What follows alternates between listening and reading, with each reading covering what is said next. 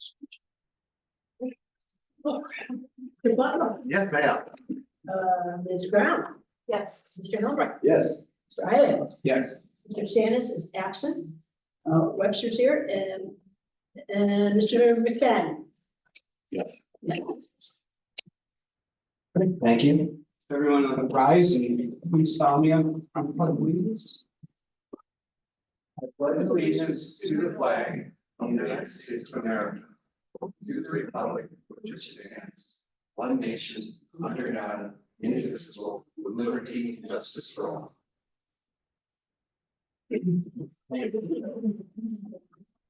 Now, as far as the agenda goes, we need to make one change for sure. Where we're going to remove old business item D.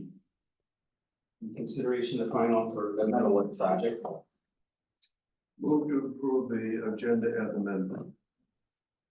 And so take it away from not having any other additions, right? Yeah, do we have any other additions? Okay. Well, we're not We're not there. there. Oh. So, but that's the only adjustment to the agenda is the removal. Other than that, nothing else. Okay, so you move. I move. I'll second.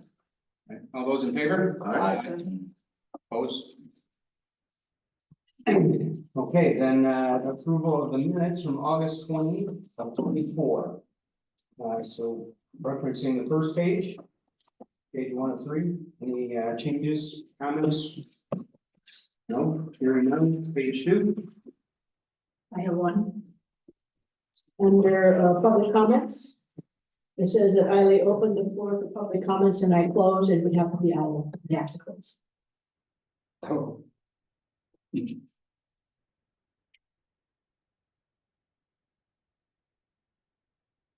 Any other changes? Page 3. All right, hearing none, I'll entertain a motion. Give me a minutes. So moved.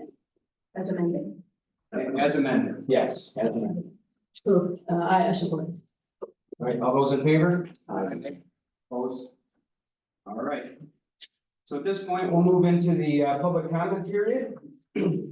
At this point, we have the right, the opportunity to come up and speak for 3 to 5 minutes or 3 minutes as an individual, 5 as if you're representing a group. You know that if you're here to speak to the North Shore Development Project, that there will be a public hearing at that point in time, that you can speak at that point if you want to, that's why you're here and you want to wait. But otherwise, at this point, I'll open up the podium for anyone who'd like to come up and speak. I have to go up there. Well, as long as we can hear you. Okay. Yeah, but Please. it doesn't. I have some, has to do with what Lene is proposing in regards to the ordinance for the future ordinance for lakeshore erosion. And so I just, You need to introduce yourself. oh, I'm sorry, Lenny Roxon called the 402 Lakeshore, Bill, Michigan, last piece of property before Angie's. So I only have, can you do my terms? Anyway, I just really want to speak highly about protecting our bluffs. I just recently learned at the Great Lakes Coalition meeting that the townships, the cities have the control to stop what's going on in the bluffs. If you guys have time, color tour is going on right now. Please take a ride down Lakeshore Drive to the north, from M89 heading north. There are 3 different projects. One, which is absolutely horrific what's going on. Friends and neighbors literally have been gouged by, I'm just gonna say it, DeBest, and went in and he did no layout of what he was chopping into the bluff. And he literally took 200 feet of bluff and dug in, dug down and dug out and built 2 houses overhanging a new bluff with no stabilization. And neighbors on both sides have serious erosion problems.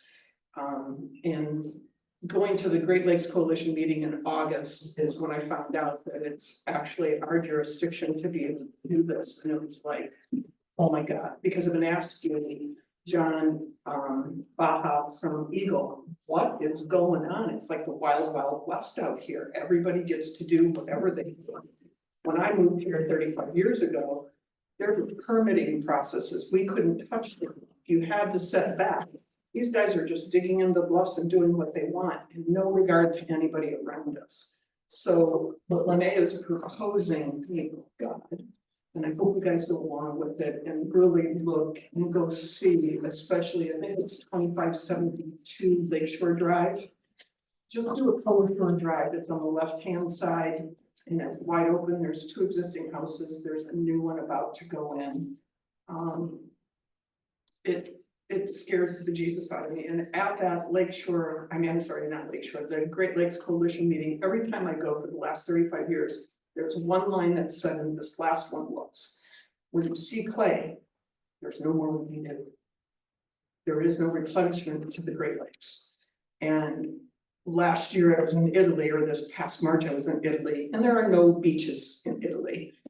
And they're in dire straits in Sicily specifically. And tourism is getting the money for their water. There is a huge water shortage. We're talking about the Great Lakes and we're talking about advertising for tourism. And we have these great beaches, but our beaches are being replenished, but my beach isn't. I have had no beach all year, even though there's people that do, because we have huge revetments. We have my neighbor next to me, even though he did it according to the guidelines, the one project I'm talking about does not identify the guidelines, but my neighbor did. And he has a gentle slope and he did put, because he dug 20 feet down, he's about 45 to 50 feet from my foundation. And I called my soils and structures guy and said, 30 seconds. From my foundation wall. And so I called him and I said, what is the deal? Am I in trouble foundationally? And he said, you're on the cusp. So what I would suggest is putting a post in and measuring it and keeping an eye on it. So I talked to my neighbor while he's under construction. He goes, Lynn, you don't have anything to worry about. He'll be fine. And I go, Miles, according to the soils and structure guy, I'm on the cusp. And he goes, you talked to somebody? And I go, of course I did. I don't come up with this stuff. I want to understand if I'm really in trouble or not. And so he ended up putting in hardscape revetment on his property and at a pretty cost, and he made sure he let me know about it. Bye. That's it.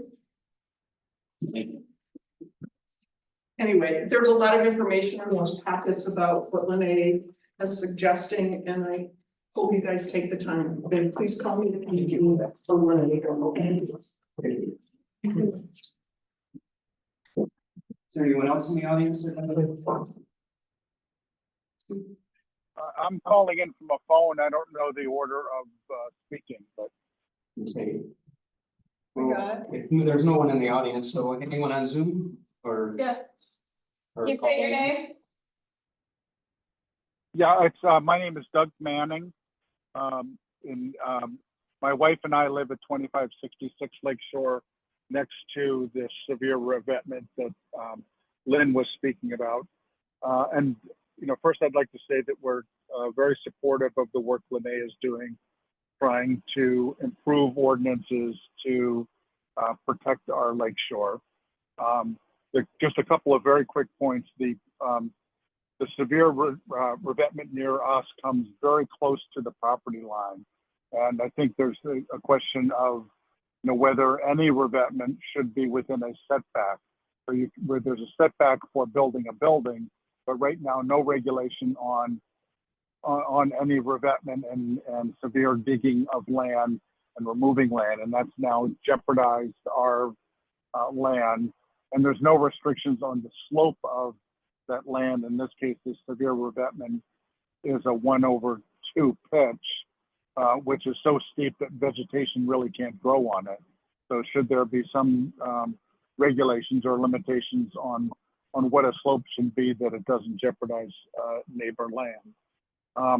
The other thing I think there's a question and something that I believe Lene was addressing in terms of what can be built in the setback. So there are state laws that limit setbacks of construction from the lake, but the state laws define that as only a structure with a roof.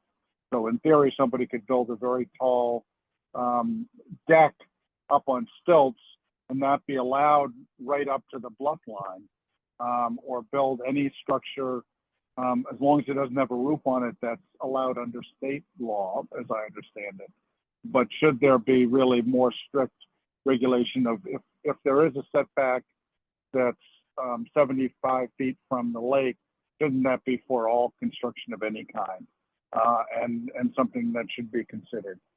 And then the last point quickly is that there are regulations now, as I understand them, of building fences along property lines from the lake. And it's now, I believe, 25 feet from the high water mark, which is basically the bottom of the bluff as it's normally considered. But in many cases, that means if there's a slope on a bluff, that the fence can go right up to the bluff line. And that's something that obviously impedes people's view of the lake. And so should there be, I think Lene was looking at regulations that would set back any fences 100 feet from the top of the bluff, and we fully support that and think that makes sense. And that's our comments for tonight. Thank you. Anyone else on Zoom? No one else? Nope. Okay, so if there's no one else, at this point, I will close public comments. And we will move on to new business. Number 6A, the public hearing and consideration and site condo request for North Shore. So Saugatuck LLA applicant is Scott Bosgrad, parcel 28-003-050-60, containing approximately 21.42 acres. So, Renee, would you like us to, or would you like to walk us through, please? Sure, now I'm happy to. Okay, we have a request from North Shore LLC. This is for preliminary site condominium. The parcel is 21.42 acres.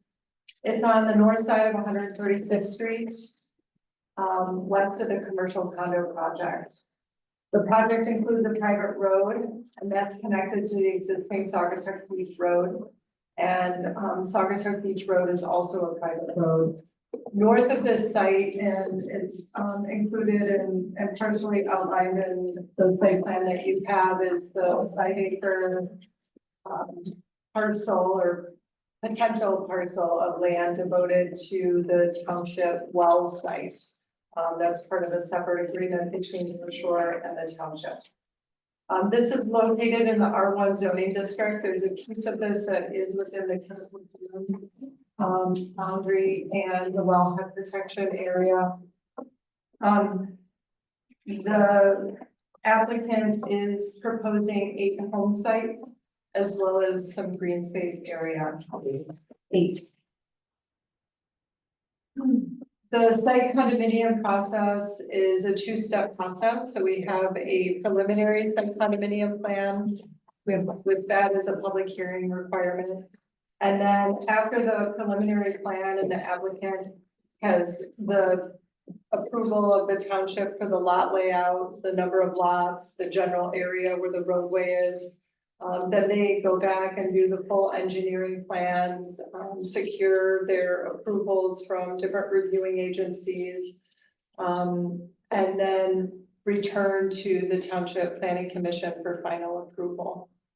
And that's required before you can pull building permits for the road or any of those buildings. The applicant has met with the township several times. They've met with the township engineer. They've met with the fire district. And in the future, once they know the number of lots and the configuration, they'll be working on their master deed and bylaws, which would be reviewed by our township attorney. The applicant is proposing to utilize an existing well on the property to provide fire protection during the construction period. Long-term, they're working on the extension and connection of municipal water that would serve these 8 home sites. They're also going to be using water service from the commercial development that they have for the fire protection that's required during the construction period. And they've met with as I mentioned, the fire district. There's not a letter in here from the fire district per se, but there's email correspondence where they have agreed to this concept. And I did have a conversation with Chris Mantles today that they are in agreement with what is proposed. They were in the middle of fire prevention week and have not had a moment to provide that memo in writing, but it is forthcoming.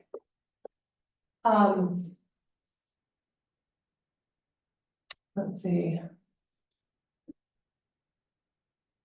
The minimum lot size in the R1 district is 30,000 square feet and the minimum frontage is 125 square feet. So you'll see from this lot configuration that the applicant is proposing much larger lots.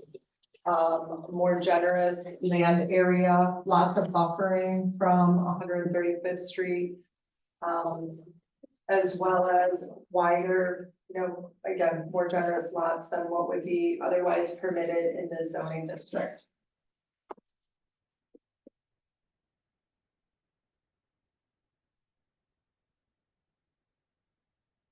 We have a couple of comments and conditions that we've included in this memo.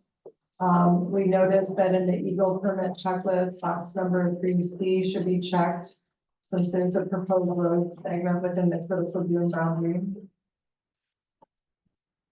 In terms of the review standards for the site condo, the applicant does meet the R1 district dimensional standards. The layout complies with the design standards of the subdivision. We are proposing that there's a condition that all the dwellings meet section 3.50, which regulates building requirements for dwellings. We require different variation in house types if there's more than a certain number of dwellings in the project. In terms of access management, circulation, and emergency access, those standards have been met. The driveway to Saugatuck Beach Road is existing, and the new home sites would have to meet the standards for driveways connecting to the private road, and that would be reviewed once we have an understanding of where those driveways would be placed. The new private road conditions added that the easement and maintenance provisions would be included in the future master deed and bylaws. We noted that on one of the plans, the roadway width is 24 feet, and then in the narrative, it's 20 feet, and our ordinance allows for 20 feet. So we're making a recommendation that it be 20 feet. It's so few lots, it doesn't necessitate that width. We don't require a pedestrian walkway or sidewalk within the private road. However, we do, as a planning commission, you do have the ability to require sidewalk or a pathway easement on 135th. Looking at this and looking at the pathway connections that we have in the township, we're wondering if the south portion of 135th would be a better location for pathway and pathway easement, that would be something for the planning commission to discuss. In terms of stormwater and water quality, we've added a condition that the county drain commission review and any requirements of the road commission or of the drain commission be required to be met by the applicant prior to any permit for private road.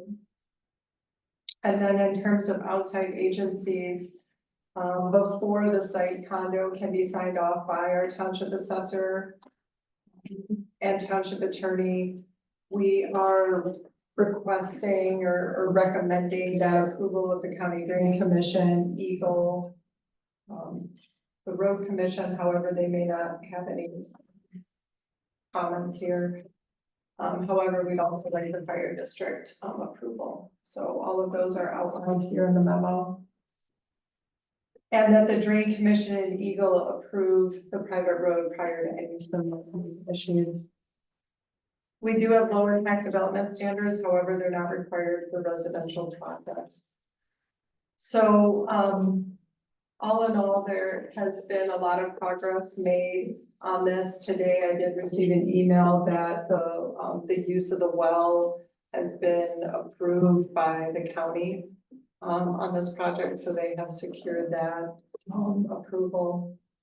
And in terms of the review of the township engineer,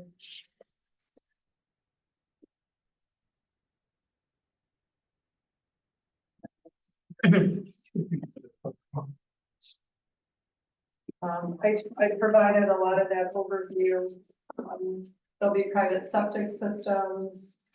Those would require permitting, in the final stages. I mentioned the water supply, strategy that is pursuing.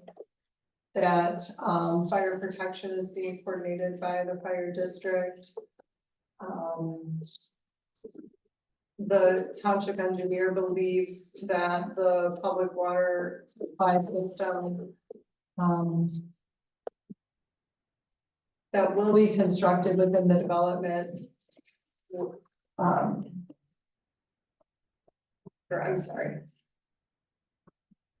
The township engineer says that the utilizing the existing well and the water connection from the adjacent parcels for fire protection is adequate, and the domestic well supply would be sufficient to serve for meeting the needs during the construction period. But that once the developer is ready to seek any occupancy permit, that we would require the public water to be connected.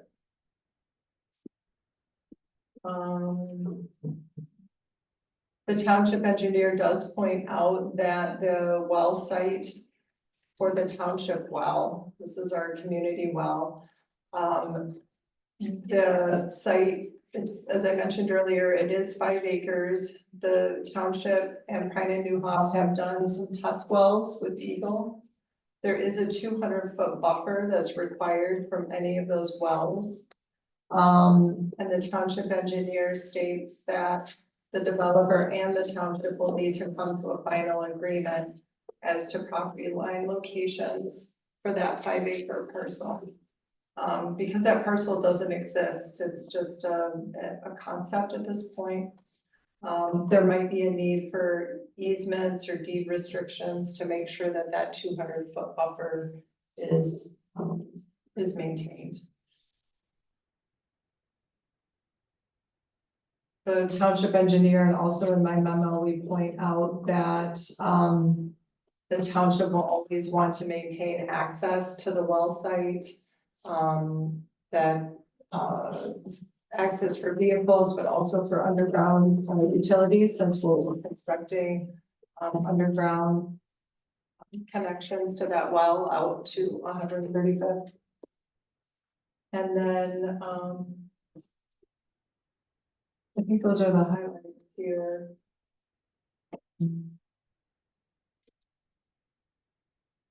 I'm happy to go through the recommendation in my memo. Or answer any questions, or that I do them both at the same time. But again, as I said, this is a preliminary phase. If this were to be approved at the preliminary phase, the applicant would have to go back and do all their engineered drawings and return to the planning commission with their final plans. As we're working through that, we've come up with some conditions of approval. The first one being that 5-acre well site, that access would be granted in perpetuity, and any easement that would be granted to the site condo that would cross North Shores land and connect to the Saugatuck Beach Road would also be granted to the township.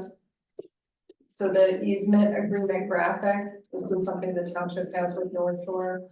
That graphic that depicts that well site would have to be updated and match exactly where this 5 acres would be located, and how it's placed with respect to the site condominium project. And that the township wouldn't be required to maintain that Saugatuck Beach Road since it's only for that well site. Number 2, the requirement that any lot lines or any adjustments to existing lots surrounding the site condominium. Any of those residual parcels would have to comply with the R1 district. Number 3, that Eagle checklist be updated to note the road segment within the first review. Number 4, that the existing driveways through proposed unit 1 would be closed upon approval of the final site condo. And in the recorded master deed and bylaws, it would also reflect that. The building architecture, driveway, signage, setbacks, all of those dimensional standards in the zoning ordinance would be met. That sign off by the assessor, so that's kind of the last step. They would have to sign off on creating these parcels, as well as our township attorney before the master deed and bylaws are recorded. That sign off by those 2 people would be required prior to any recording. And recording requires approval of the drain commission, the Eagle permit, road commission approval, and fire district approval. And prior to the private road permit, we would require Allegan County Drain Commission, Eagle, and fire department approval. Because it's likely that the road permit could come before the dividing of those parcels. And then there's also the building permit phase. So to secure a building permit, we want to see that we have an Eagle permit in place, septic permit, soil erosion permits, all from the county, and approval of the existing well, which we have today. That there's a zoning permit from the township, and that we have fire district approval. Number 9, we would want to have a performance guarantee or some type of proof of funds from the applicant that they can build this project. Number 10, that future municipal water would serve the project upon review, approval, design, and installation by the applicant, and that would be prior to any occupancy of these buildings, these homes.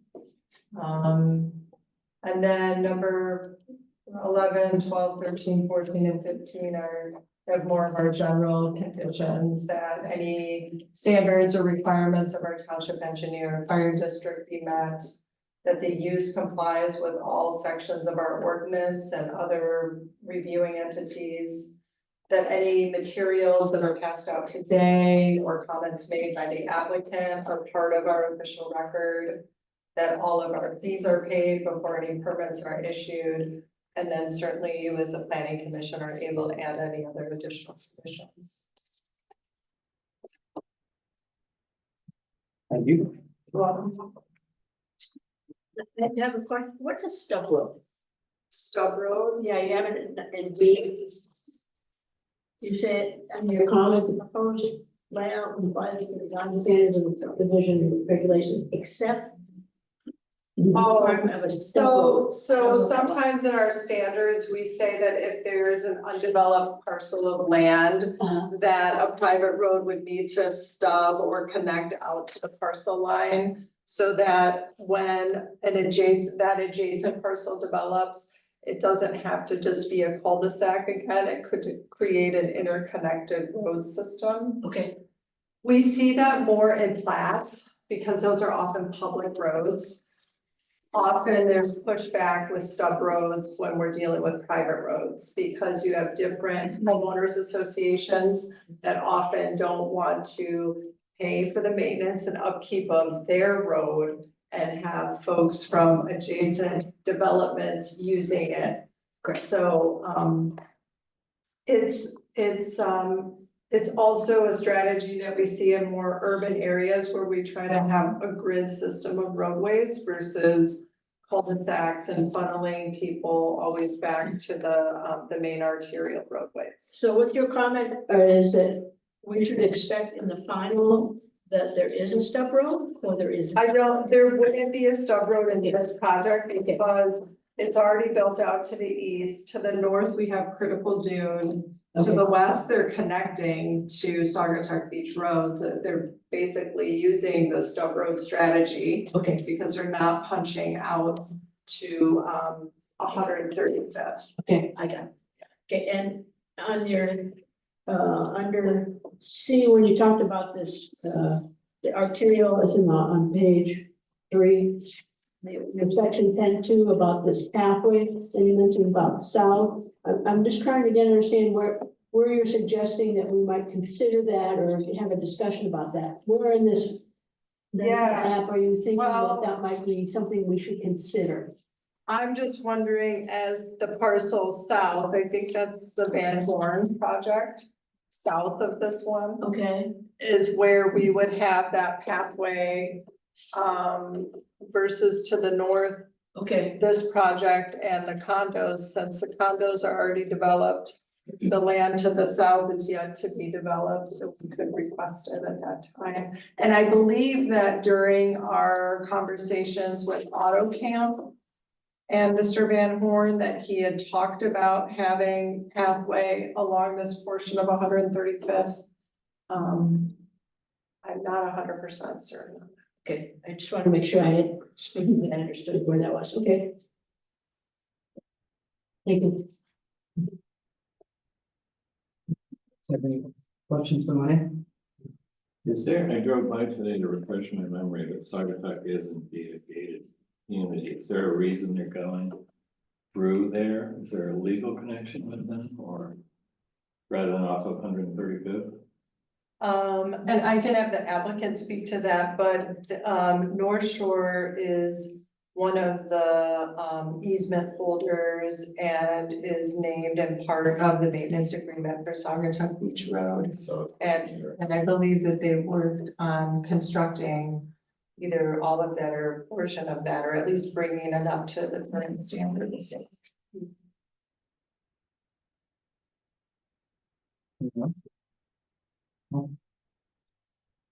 Spicer, if you wanna.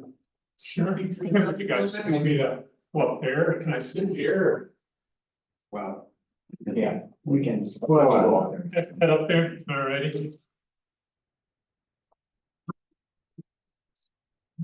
Anyway, so you cover everything in great detail, so I don't know exactly what to cover, but I'll pass these. maybe a little background, maybe just general terms. If you go in your binder to the first drawing under the tab number 2. And since you drove by it today, so this is the property that would be directly west of the commercial units that we had constructed already. And it is along 135th, and it is the property basically between the commercial area and the gate that's down there by 66th Street. So it's an area of about 22 acres that we've been removing those off. That were part of our previous permit for the commercial project was a requirement to remove those. So we've been selectively removing those trees and trying to save the existing trees, and they're lower, taking down 1,200 trees plus, which ended up being a lot of work. But I did walk it with John Baya actually this morning, and he was impressed that we actually were able to save that many trees and take that many trees down. But when we were going, why'd you take down the other trees that? so those were those, I always call them Austrian pines, but I think he calls them jack pines. So those are those invasive species that they've been clearing out of the state park for years, and so they go out there and they, take a chainsaw and they make a circle around them, the next year they're dead. They go and they cut them into a little igloo and then they go up there in the winter and burn them. So they've been doing that for years, but part of the permits, our project has always been to remove them because they were plantation planted, so they were perfect straight rows, they were 4 feet apart. And so this area was flooded with them, they kind of came down that hillside in here, and then they actually jumped the road and they're on the Norton's property too. You can always tell them because they have kind of a reddish hue to the bark, so they look different than like white pine that's tall, it's got a darker bark on it. But they pull all the moisture out of the ground, that's why the state wants to get rid of them. So we've been removing those, but it got to be pretty thin over there, so then we brought in about 230 some white pines, and we planted a second Christmas tree farm down 135th. And then down the commercial area, ran a drip line. And so as soon as the deers quit rubbing on all the trees, we have some oaks and stuff that we'll plant over there. And try to fill it in to get it to look a little more natural, but we were able to get the pines in there just because it started looking thinner than what I was looking for. But the goal is to really woods it back up again, so we can't see this development from 135th in the future, and you can't see it from the commercial area. That's the goal. So this is a relatively flat area, it had houses on it before. McClendon, the previous owner for the North Shore property, had removed those. There's some driveways and stuff that still exist. There's some utilities back there that we've been removing. So we picked that area. Unfortunately, the critical dune area does not follow the toe of the dune there. And so it shifted a couple 100 feet away from it. And we've had lots of discussion with Eagle. We walked it with Eagle back in 17. And we said, hey, why don't we just push the thing back up against the dunes, and then whatever development we do wouldn't be in your purview. And as we walked it up by the Dennison property and up to the river, it didn't really follow any dune. So we ended up agreeing to leave it alone. But every time we do this, we readdress it. So we walked it today, talked about whether if we're going to move the dune, critical dune line, which is why I didn't check the box, because if they move the dune line, then I don't need a permit. But today they said it isn't, we did it on the commercial, we'll just leave it alone, you're gonna do it again. So that permit application for Eagle is in anyways, just as abundance of caution. But that is the area that we're proposing, so the houses are down, the driveways have been removed for hard surfaces. Some of the utilities, pieces of them still exist. So what I did in this application, and the reason that's in a book, and the reason there's developer notes in there, I was really more interested in how the new ordinance was going to work. And could you really, push this thing through? And really, I think my biggest concern was, could you do it in a really timely fashion? And so I started out, I told Lene, I want to fast track this thing, I want to get through it, 2 meetings back to back and be done, and I want this thing to be a 1-year project. I want to build the project, I want to build all 8 of the buildings for the homes all at the same time, and I want to be done in a year. And so I started reading the ordinance, and I'm like, there's no way, if I read the ordinance, that there's any way you're going to be able to do this in 1 year. It's going to be a 3-year project, because if I read your ordinance and I wanted to bring in your public water, I would literally have to go engineer it, which would be my engineer, would be the township's engineer, would be Cal Lake's engineer. We'd have to agree on everything, then we'd have to go to Eagle and get Eagle's approval. That's all a 6-month to a 1-year process, probably. Then a half a year to wait for the right season and build it. And I would have to do that, according to your new ordinance, before I could actually construct anything. Because it says you gotta have the water on site, you gotta have your fire protection on site. So if I did that, then I build the road, and then I build the buildings, it turns into 2.5, 3-year project. I was like, I don't know that I want a 3-year project. So I looked at it and got a little creative. So it's private septic systems. I had Allegan County out, we dug a bunch of holes, did a bunch of soil samples, identified that, yep, it's true sand, it's conducive for septic systems, no problem. Well, then I get to water, and there's really 2 water things going according to your ordinance. 1, you gotta have something to drink, and number 2, you gotta be able to put out a fire. And so we have a category 3 well that exists on the property that's in the common area over here near the gate, which is in the supplemental handout, which we can talk about in a minute, but we had a water source that would handle 8 homes. So we had the drinking water taken care of. I had Allegheny County come out, tested the water, pulled up the specs for the well when it was installed, and that meets the criteria for Allegheny County for drinking water source. So then the next thing was, could we develop a water source for the fire department? Because you cannot get a building permit until you get a fire department approval. And he's really not going to, or the fire department is not going to allow you to bring any timber or any burnable product on site until you have a water source in play.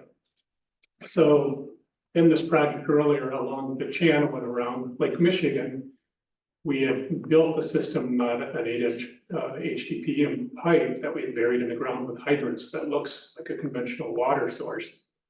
But the inlet for it is near the river where we have dry hydrants. So when we built it, that system had to be about 3 years ago. We had just literally brainstormed it up with the fire department here, and they're just trying to come up with creative ideas on how to get fire protection out there. And we thought, hey, best case scenario, we'll get 700, 650 gallons per minute out of there. Let's try it. We engineered it, spent a lot of effort, built it, and they came out and tested it a couple of times, and we're getting somewhere between 1,050 and 1,200 gallons per minute out of the fire hydrant, which is way beyond what any of us thought would happen. So when I looked at the ordinance and thought of a 3-year project, I thought, I'll just build the same system here, and we'll just bury the 2 hydrants so that we have the distance for the project. I'll bury a pipe, and I'll just run it outside of the hydrant that's already over there by the commercial area, and I'll put a hose on it. They can hook it up, turn the hydrant on, and charge the system. And I first ran it by the 2 Chris's, Mantles and Bernard, and both of them were receptive, and I had a sit-down meeting with the 3 of them, including Janik, and had a drawing and stuff for them, and they liked the idea, thought it was creative. So they verbally have approved that system, other than the verbiage that would be on a sign next to the hose. So that took care of the water source. So they thought, well, maybe it could be done. But then North Shore, obviously, everybody here knows, has proposed to donate 5 acres for a well site, a future well site. We've gone out there and, they've drilled some wells and it's a good water source. So building this, we had to take into account that there's 5 acres up there. How do we make sure that you have access? And then why don't we really look at the big picture? There's a hydrant that falls into the road. Why don't we bring city water over here for this development so that when it actually is done and you have houses done for occupancy, why don't I submit that for occupancy, we'll get a city water source in there, and that'll actually start closing the loop up so that there's water sitting here, so that if a well ever does get built out there, they would have a place to tie into it. Which brought in the conversation with the township engineer. And I think at this point, we're about at a tipping point where Cal Lakes is saying, do we do engineering work on that thing? And, are you gonna pay me kind of a thing? And I think I saw that email today. So that's kind of the water source. So what's proposed to this board is 2 water sources. And really the only one you're considering today is the temporary ones, because your ordinance requires the water source to be able to build. And what I'm looking for is, how do I get to a building permit the quickest? And I realize it'll take, 6 months to 8 months to build the structures. But by the time I get that done, I figure we can get through the engineering on the system and actually get a system installed before we get occupancy. Any questions on that? Because that's kind of a lot of weaving or threading the needle, so to speak. So you would be proposing that the 5 acre and the easements or access to the water line that is going to belong to the township, that's going to be tied into Cal Lake, that will be in place before you get any building permits. Not the building permits, occupancy. Because for building permits, I need a water source for firefighting and a water source for drinking, and I can create both of those quickly. That's true. I guess that's what I'll have to think about and talk with Renee about, because I just don't want that negotiation to drag on while you're building. And I guess that's part I'll have to think about how we time that out. Because I know that is important to Mr. DeFranco, that 5 acre parcel and access to it. And how do we get to it? Private road. That supplemental thing, did you pass that out? Did that just pass throughout? Yeah. If you look at that supplemental, that's maybe a good piece to look at, that second page, about the supplemental.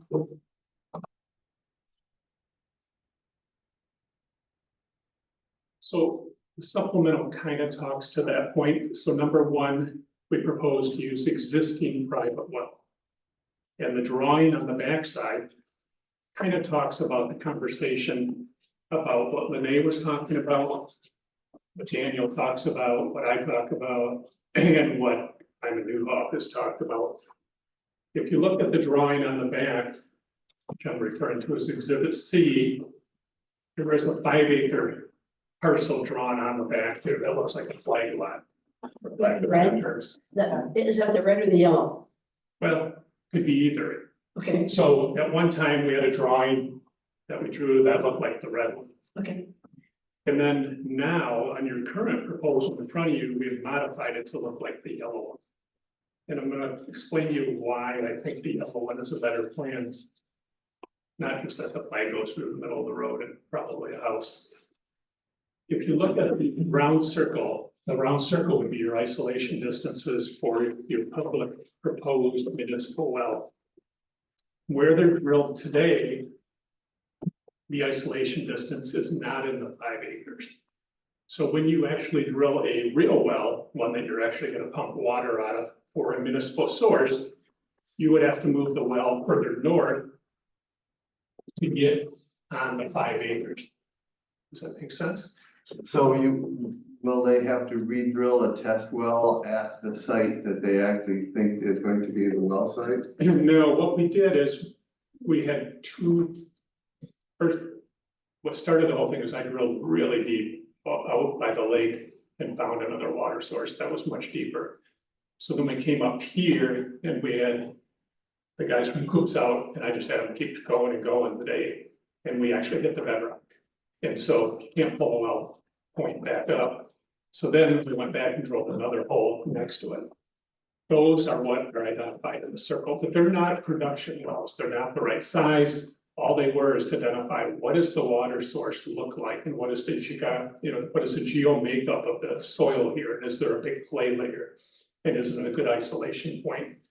So when they would do a production well, to be inside of that 5 acres right now, you would have to move the well further to the north, which wouldn't be a big deal, but to think of it in a bigger picture, a well site, you would always want to try to get more than one well on it, or at least I would. You'd want to get 2, maybe 3. And so when you do a well for a municipal source like this, they usually like an isolation distance between the heads of about 100 foot. And so when you look at 5 acres and a 200-foot isolation, it really doesn't give you that kind of room to do multiple wells out there. So when we redrew this, there was a couple of drawings that came up first that looked like this, that followed the old, I don't remember many of them, that kind of followed the old tail. And so this one had 10 home sites on it, which was better because it had more homes on it from maybe a developer's side. But if you look at it, it has a house number 10 and a house number 7 that isolate the well. So if you're truly looking for an isolation for a public water source, you don't have it anymore because now you got 2 houses planted right there. So what I looked at was, why don't we just go cut the houses back, make a stub road in, and stay away from that. And so if you look at the drawings that you unfolded, if they can use a open space or a road as an isolation area, in other words, if we record an easement over open space or a road or the side of a hill that's outside of the 5 acres, the drawing that is in front of you that's proposed tonight would actually make your 5 acre well site proposed bigger. In other words, have the ability to have more wells on it. So the two yellow lines parallel to each other are going to be like the access It point. would be the access for the utilities underground. Right. So there would be. Where would the access be for service trucks to go out there? They would drive down that yellow one and they would turn on the same driveway, get on Saugatuck Beach Road and go back out the gate. All right, so they would have access through the private gate then. Correct, that would be done through an easement and a road access agreement. But if you think about it, if you take the circle now and shove it to the south and southwest, even further than it is today. And that's what we had, Lene and I had some conversations with the engineer, Prime Newhoff, if they can use an open space area, which is what it is next to the road there for this development. And even some of the North Shore property south of it, and we record an easement on it for the wellhead. It's basically, I created dead land that we could record an easement on it that would give the ability to actually have more space for the well site. Does that make sense? It does, I guess we just have to finish it and with Green and Newhoff to make sure that they're happy with this and Cal Lake is, still static. Right. And so that was the question that we posed to them in our meeting, and then I sent an email today is, can you create an isolation distance? Because I don't remember if anybody here was on the wellhead protection thing. There were things that can be in a wellhead protection area. And then there's things that can be in an isolation distance. I just don't remember exactly all of them off the top of my head. But it seems to me like common open space would be one of them, something you can't build anything on, something that nobody travels on would be a good possibility, and a road would be, because obviously there's a road that goes in and out of a well site. Now, easements don't work. All you can possibly do here is just make more of a V on the bottom of the flag and change the lot lines, which is what Lene was talking about. We can change lot lines, or we can use easement languages, but somehow it would be nice to try to get the well site to be a better well site. If we can. Well, keep working at it. I guess that's, if we get it to a final form. So the township is getting the wellhead site. Septic's not going to be an issue. What you're telling me is that they comply otherwise with, the requirements of our building sites. The building sites are much larger than what your zoning ordinance requires, but the product that I want to build here are aluminiums, which is kind of somewhat of a new concept. And I think the product just demands a bigger site, and it has to be wooded, and I don't want each other to see each other. And so I see us bringing in, once we figure out where the homes are, a lot of trees again. And, there's still a lot of trees and stuff in the back half of this thing, but it's gonna need a lot more to get the look that I'm looking for. So that's kind of the well site conversation and why it got tweaked a little bit. And that's why we revised the plans to probably less home sites.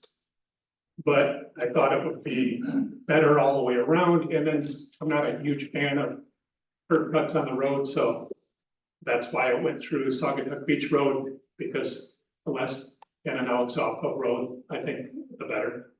And so keeping it inside of the gate, using one gate seemed like a better plan.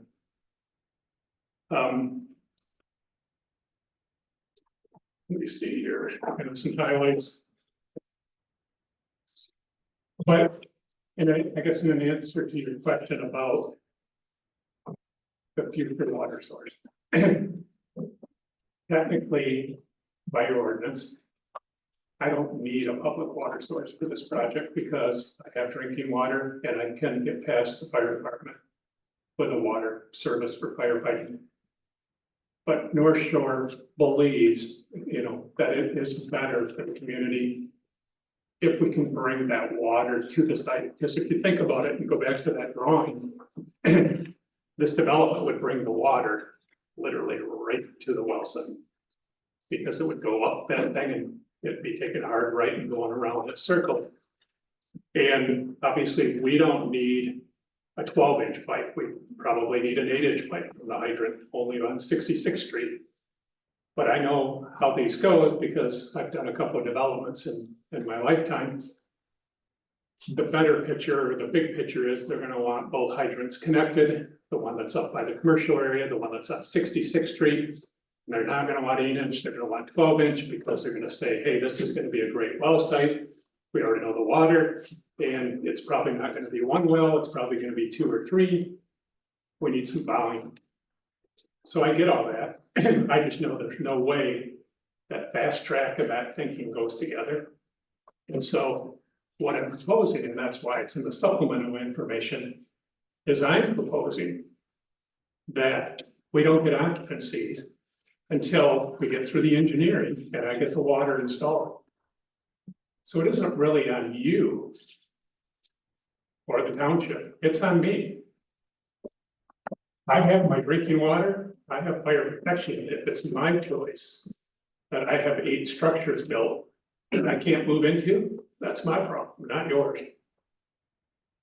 And just to be clear, that the water installed is, I'm assuming that'd be a water main going along 135th Street and then. Correct, so the water, the hydrant now is at the entrance to the commercial area. And it's at the corner and down at 66th Street and 135th. And I'm sure they're gonna want it moved. Not probably a requirement for my water source in this particular 8-unit thing, because I don't need that kind of water. But for a public well, they're gonna want it moved and they're gonna want it well, because we already installed it up to the commercial area. And if you guys were around back then, the engineering was an 8-inch and we knew there was gonna be a well site here someday. So the township, I believe, or you got a grant or something, you paid the difference, between the 8-inch and the 12-inch. There's a conversation here to be had about that, and that takes time. Especially when we have 3 engineering groups working on it. And then you gotta go to Eagle. So that's why I put the supplemental information together. And that's why the drawing is, because we gotta do a conference call, I think on Friday. Is it Friday, Thursday? I don't know. The one that we had Yeah, that we was had Friday. Friday. And then the last item, the road would be 20 feet. I think the engineers decided to make it wider. But I didn't see the need for a 24-foot wide road. Do you have any problem with the pathway along 135th? Pardon me? Do you have any problem with the pathway along 135th? I do, as long as it's on the other side of the road. The south side? Correct. So on that, what's the thinking behind having a pathway on either side? I'm asking you as residents, your thoughts on that. Perhaps it's not, I don't know. needed there. I don't know who would be on that. Yeah, we have Blue Star already. It's one of my favorite bike routes, is down 135th and around. Yeah, it's a slow enough roadway that Lot of trees perhaps on it's the side. yeah, I don't It's see not a it, slow, it's not a slow, roadway. it's not slow. No, not at all. not a what. It's not a slow roadway. I guess People, I'd like to go out and take a look at it and ride it. well, There's not a lot of traffic, there'll be more traffic now, but there's not a lot of traffic. Right, but I mean, 8 miles doesn't bring a ton of traffic. yeah, I walk. I like it without sidewalks. The number 2, it says North Shore proposes to consult with the township.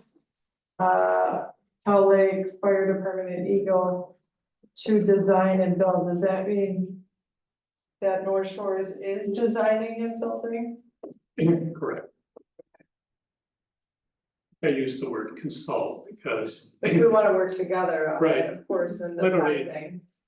And that's why this book is maybe a little thick, is I literally went through your ordinance and I just Q&A literally everything, and then when it said go to this section, I just threw that section underneath it, and then I said, well, go to this section, so I threw that under it, and I just literally answered every question, because Cindy and Lene just said, you're kind of the first guy through it, or the first party through it, tell us where the problems are, and I think there were two items. There was a couple items that, you know, things didn't line up or whatever, and I brought it to their attention. And they're just, yeah, we're just looking for, I mean, every city, every township is different. We're doing stuff at Holland now, they got a new ordinance, but their ordinance, I mean, is the easiest thing to build anything.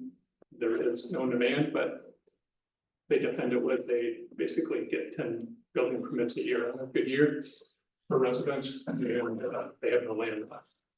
So what do you protect it? Something said, they like this plan. Pardon? They do like this plan. You like that plan? Yeah, you have the alley going through with the surface and the driveways behind a lot of the houses. Right. It's gonna feel very nice. You know what, I thought about that, and I'll tell you why, as a developer, I didn't like the plan.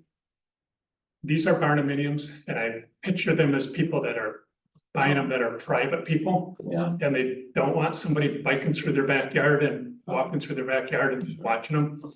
And so it was a circle road. Well, it started 2 points. Number one, we needed to protect the well, and how could I get the biggest isolation distance for that? Number two, those lots to me looked like they were starting to get small. And I realize your ordinance only requires 30,000, and these are 2 to 4 times that. But I thought for the product, they just needed to be bigger, because I need to be able to get quite a bit of vegetation around them and to really tree them up and make the product correctly. So does lot 2 on this map not have a garage, the driveway? I think he forgot to cover that. I did that for him. Oh, you did it for him. Okay. You're not. Mine doesn't show it. This is not what you're just. I just saying have to show you what. You could care less about that. Right, Okay, just care less about. to show you what Okay. was other thinking that went So in. there is garage access for. Yeah. Careless. Here. Yes. Right. Yeah, get rid of them. Scott. Oh, that's interesting concept. So the roadways right there are drawn on 66 feet wide on the outside of the dotted line. And so the setbacks on the back side of those commercial units on those are at 25 feet at the black line. Like the solid black line? Yeah, so there's a setback from the buildings at 25 feet. In this last phase, I did 50 feet. 50. And so that's a 66-foot road right away, so you got room for swales and utilities and stuff in it. Right. But the road is proposed to be 20 feet inside that. Scott, what is a barndominium? What is that? You can look it up. Because I've not heard of that, It's so. recognized, and if you look it up on Pinterest or you look it up on the internet, it more or less, I mean, these would be single family structures. But they are pole barn type construction built on a slab. And so you're getting some economies with the square foot because it's a pole barn type construction, but then. If you look them up online, they're getting really fancy. I mean, you're doing wood and you're doing all stone, and you know, they start looking a little bit like something you'd see in Colorado on the mountains.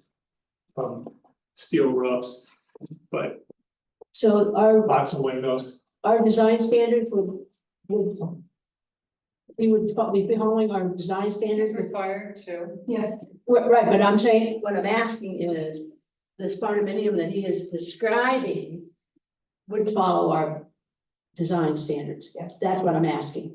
I haven't seen the plans, but yes. He would have to meet. Conceptually, yeah, it he would does, have as to- long as, and And the the final, building code. yeah, and the final plan, we would actually see what it looks like. No, We don't see them, I mean, you typically don't review those, that's done by the zoning administrator during zoning permits. so I'm here for site plan approval. The for- site- Yeah, now I know I hear you, but you brought it up, so I'm asking the question. Yeah, I was just hearing with it to give you. kind of I appreciate that, I but have to say, you brought it up. I had We were like, looking for something more rustic. And don't forget, it is a public hearing, so we need to. Yeah, we'll get to that, yeah. So, I mean, I literally went through this thing and, put every little detail in there I could possibly think of your ordinance would require. I think you did. Good job. Covering everything. We can always bring it back up. We have other questions. Sure. Any other questions for me? I'm gonna leave this up here in case something becomes of it. Did you, Jackie? Okay. All right. Then at this point, we'll open up the, public hearing. This point, anybody that on Zoom or in the audience, if they want to come up and come to the podium and, state their name, their address, and, they'll have 3 minutes to, speak their piece to this project and, have any questions, comments, or, but it's not a question and answer. It's, but it's your time to, to say what you want to say. So, at this time, we'll open up the public. There's no one on Zoom. There's no one on Zoom. All right, is there anyone in the audience that would like to come up and speak? No. Okay, at this point, I will close the public hearing. And then we will open it up to planning commissioners to, any questions, comments, add-ons, thoughts? So this will be next month's packet, for approval, we're thinking. Or you want to? I would like a little bit more fleshed out about what the water access agreement is going to look like. That would all be coming when he submits for the final. Site condominium, so this is the preliminary site condominium. And that requires review and approval by the planning commission before you can go into the final. And the preliminary says, you've got 8 lots, this is the general layout. These are the general lot sizes, you're using a private road. So when he comes in with the final, it's not gonna look like different from what you see today. I mean, there might be little tweaks of half an acre, tenth of an acre here or there once they have their engineer drawings, but it will be the same. But it would be today that we would vote if we wanted to include any of the 15 recommended conditions. Yes, so these conditions would be part of the preliminary, and many of them would carry to the final as well. Right, that makes Yeah. sense. Mhm. Yeah, I would like the opportunity to discuss this with Mr. Franco because just get his feedback. Unfortunately, he's not doing well right now. And just see if there's anything that he would like to see included in this at this early juncture, because I know the discussions about this 5-acre site have been going on for quite some The time. well issue's been going on. He did review the memo I produced. He was also on the call on Friday, the conference call with our township engineer, and went through the engineer's memo as well. And was okay with that. I don't want to speak for him, but we went through the memo and those conditions and thoroughly. And I know that Scott and Dana,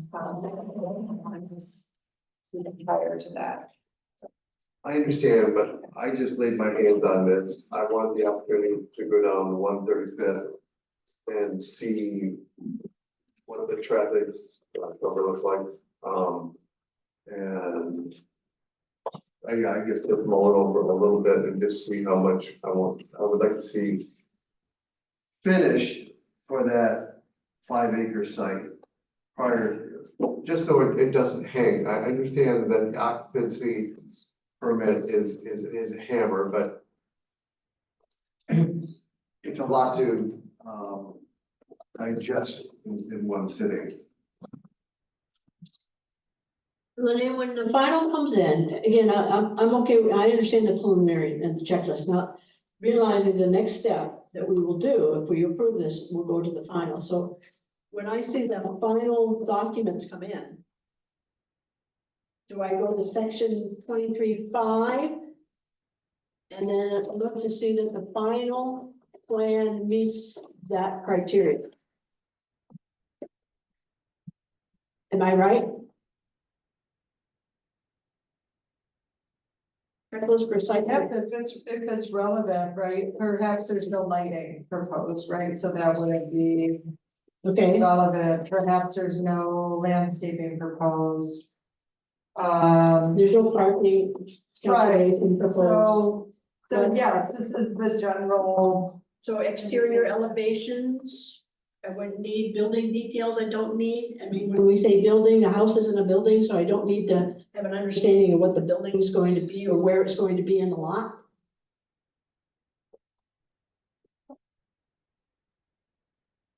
well, I just wanna make sure that I understand what I'm supposed to be looking for. yeah, I mean, I think that's something that we could talk about later, I don't know that. I mean, this is a checklist for all things. Right. So a commercial site plan, of course, we wanna see the building footprint and facade to make sure it meets the architectural percentages. You know, our architectural standards for residences talks about variation, Right. um. So how do I know, because if you have certain models, if I understood that, what we put in there, that because he's proposing between the 2 and the 10, I think is the number, Yeah, that 2 models would have to be the same. Is that correct? The other models would be different? no, I think we have just, we can't have all one model, we have to have At least 2 at different least two models. different models. So he would have to show us what those are, right? He'd have to show the zoning administrator, because the zoning administrator reviews our single. So we family don't? homes. We don't? You Oh, don't okay, have I'll to just, review those. okay. Just check. Make sure I just want to make sure I understand what we're supposed to look at. Commercial. Yeah, we do some with commercial, and if it were a multifamily, But we don't do it in Not residential. I mean, I don't wanna Can we say ask? never, I think we could ask, Can we look at them, Scott? We're just All I did was read You could it. bring Fine. precedent, Just curious. yeah, I mean, you could bring precedent images or something like that. Are you proposing like a purple sphere that glows at night? Well, again, I would ask that, I mean, if we were doing another subdivision and so forth, maybe not a condo, we wouldn't ask for that. I think, I mean, if it's a 200 unit development or 100 unit, I mean, I think we can, all I'm saying is we can. Okay, I don't, I'm just trying to make sure I understand. Okay. I've said that it has to meet it, so, I don't think it does. Your ordinance. Can I say something? I have a couple comments. So. What I have in front of you is a site plan for site condos, like I'm going to plot land. And so it's preliminary approval. Normally you would come in with a glorified drawing on a napkin. What I have in front of you today is a much more sophisticated book of a lot more answers than what should be required for preliminary approval. Because I'm trying to have everything in front of you so you can start thinking about it. So what I'm looking for is approval that 8 lots meet your configuration, the road meets your configuration, and then as you go through her checklist, through your engineer's checklist, it meets the requirements. So that from there, I can take it and turn it into more finalized drawings where you start figuring out, stormwater retention and all of the engineering work, the things that normally you would go from here and then go figure out whether the soils are acceptable for sewer and whether the water's good. But I need to continue down that path. And what I wanted to share with everybody is that clearly I'm trying to make sure you have everything, and because there are other moving parts like the well. I want to make sure that everybody understands 100% what we're doing. But I don't want to get stuck on that, because this cannot be some sort of quid pro quo deal on a well. That's not an option. The donation of the property, 5 acres, was a donation. It's a donation. It isn't, we're not trading things. It never can be. So it's not going to be hooked to this deal. I just want to make sure everybody understands that. So in a site plan for lots, if I was building structures like the commercial ones, where I was gonna build all of them that looked the same or whether they were different. And those were condos that were built on airspace. I would have drawings in front of you showing all the textures and the designs of the buildings. But here, I am only asking for the lot approval. Then normally you would take that, like your other approval, that was on final approval for tonight. They would take that and sell that lot to a whole bunch of other people, and they would go to Lene, and they would go to. What's the building inspector? Yeah. And they would go to them and they would go, hey, this is my plan. You approve this, and Lene would go through her checklist to make sure it has all the right textures and angles and roof pitches, et cetera. And then it would go to the building inspector, make sure that it meets Michigan, building code, and go to the fire department for each individual structure. That's what's gotta happen here too. I'm just sharing with you that likely it'll be 8 things all at the same time, but there'll be 8 permits. There'll be 8 different designs, and they'll have to go to Lene and Leon for the approval. It will not come back here according to your ordinance that it. So back to the site plan. Yeah, really. I just asked the question. Yeah, to the make only- sure I understood what was coming The forward. only comments that I really had through this was kind of the critical dune area, which it sounds like, that's being addressed. It's something you dealt with in the past or the. Correct, we had that on the commercial area Commercial also. piece, and you're already dealing with it for. It's already been permitted, yeah, we've And already it's in sent our, our site. it's in one of the contingencies on, Lene's request there. And the well site, I think we've talked about that quite a bit here tonight, and I like the proposal. I think it makes sense. I've been up and down that road 1,000,000 times probably, and I've been back in that property from, when I was 6 years old or whatever, so I'm very familiar with that site, and I know, exactly what it is and kind of where everything's going. I'm supportive of, what you're talking about, what you're doing with that. The R1 question, I guess the only question I had on it, so I think in our R1, the definition is that it has to be served by public water and public sewer.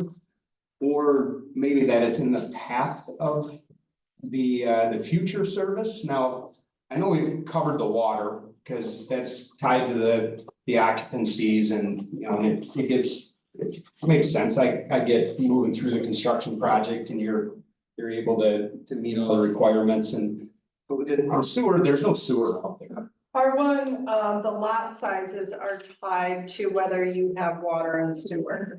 It's not Okay. required that you have water and sewer. You can do well and septic, or septic and water, or whatever combination. But if you are doing public water and public sewer, you can have a 20,000 square foot lot.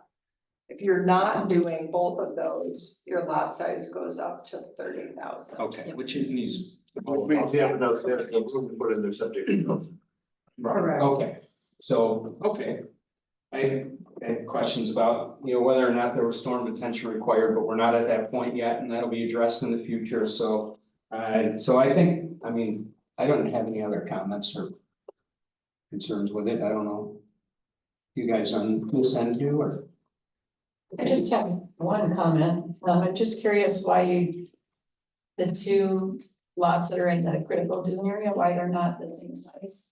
You've got one that's 3/4 of the acre bigger. Brian, It's 6 and 7.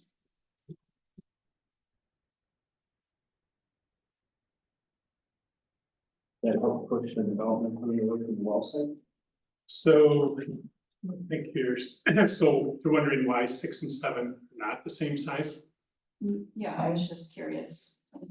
I don't know that there was a reason, so some of the units that I sketched, so typically when I do this, I'll dream up what I want it to look like. And so I'll do a rendering of what the facade's gonna look like, and then what I want to face the road or to face the driveway. And then from there, I typically put a floor plan to see if all the components fit in there. And so there are smaller ones and there are bigger ones. And because I'm totally against looking at garage doors when you go in a driveway, I made that a lot bigger because I have a bigger unit that I placed and twisted so that you would have to come in on a driveway and make a hard left to get in the garage doors. And then the one next door on 7, because the dunes was pushing in, as you can see in those elevations, has a much smaller structure. Again, curved so that I don't have to look at garage doors. I wouldn't have even asked, except somewhere in the ordinance, I don't remember where it just mentioned that you should try to make all the lots of the same, or as close to the same size as possible. Whoops. I That was I have, the reason why I even thought to ask. I have not read that. I didn't write down where I saw it either, so I'm not sure if I saw it. The only thing I've ever written is. With regard to multi-family developments. Yeah, I don't recall that, but I'll be. I'll look for it, I should have written down, but Sure. that's the only reason. Okay. Good question, and that's the case. Yeah, I would prefer not to have things look the same. Well, that was our intention too, Right, I'd rather have them, and we like the driveway behind. right. There. That's one of our standards too, is that you can't have more than 40% of the front width of the front facade be comprised of a garage. I mean, we wanted to put something in there about no garage frontages, but we took that out. Well, I think you have something in a certain zoning district, garage doors cannot face the street. We did in some drafts too. It's still in there when it gets to maybe it was your fault, I think. Okay. That's not, okay. And we also said that houses could be angled, they don't have to all be. So that was a popular change, I think. Yeah, the goal wasn't to create a production neighborhood. All right, well. I guess we're at the point where. Either, I'll move to approve, the site plan as submitted, preliminary site plans, as submitted for, North Shore of, Saugatuck LLA, parcel 20-003-050-660 containing approximately 21.42 acres. And taking the recommendations as presented by, Ms. Wells, in her memo. So to include the 14. Yes, yes. 15. 50. I'll support that. Okay, so we have a motion on the floor. Any discussion? No? You think motion? I take it you want a roll call vote? Okay. Mr. Butler, No. Ms. Brown, Yes. Mr. Helmer, Yes. Mr. Eiley, Yes. Mr. Stannis is great. I say yes, and Mr. McFadden, Yes. 5-1. Okay. Thank you. Yep, and if you would like to or be shown around the property at all, or then feel free to reach out. I can walk there, I'd love to see it. There you go. And thank you for your time tonight. Okay. Okay, moving on to old business, site plan review, and at this point, I'll turn the gavel over to Strong, and I will be with that. Excuse me. When our things break, and wait for Mr. Butler to return. Yeah, over there. I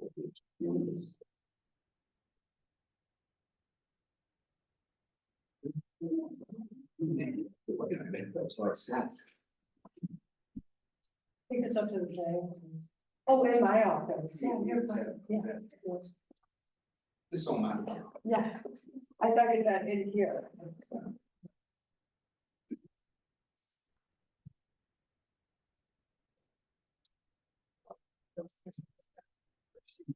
Looks different. Oh, yeah, right, the online, yeah.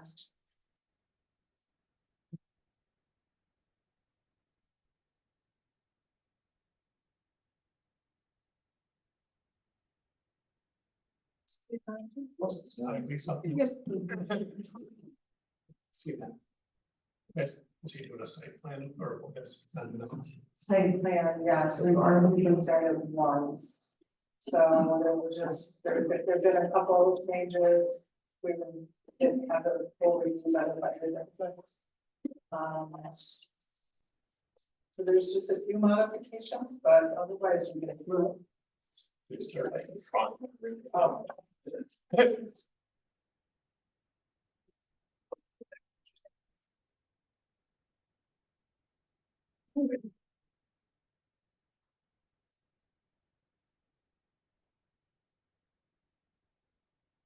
Renee, would you like to introduce the project? Sure, I'm happy to. I'm looking at the empty, you know, we're still waiting. David Rodriguez, who's here tonight, is working with Dave Eiley on a request to construct a new auto repair building and repurpose his existing auto repair for a food site. This was at your, I believe it was the July. August meeting, it was at the, it says right here. At the August planning commission meeting, you tabled it, it was kind of pending review by the fire district. We did get that review, and due to that review, I know they made some changes. One of the big changes is that they connected the parcel to 135th as well as Blue Star. So I know that was some concern with the planning commission in the past, so perhaps that, helps alleviate some of their comments there. But the brewery includes the front area, bar for eating. There's a notched out area that is outdoor seating. There would be up to 3 food trucks that could be parked there and serve patrons of the brewery. We also have a picnic space, gathering space, place for music, outdoor games, fire pits subject to approval. Music would end by 9 p.m. Brewery would close by 10 p.m. This is a permitted use in the zoning district. The automotive use would be a new vehicle repair. It would be 4,800 square feet, and there's 400 square feet of office space.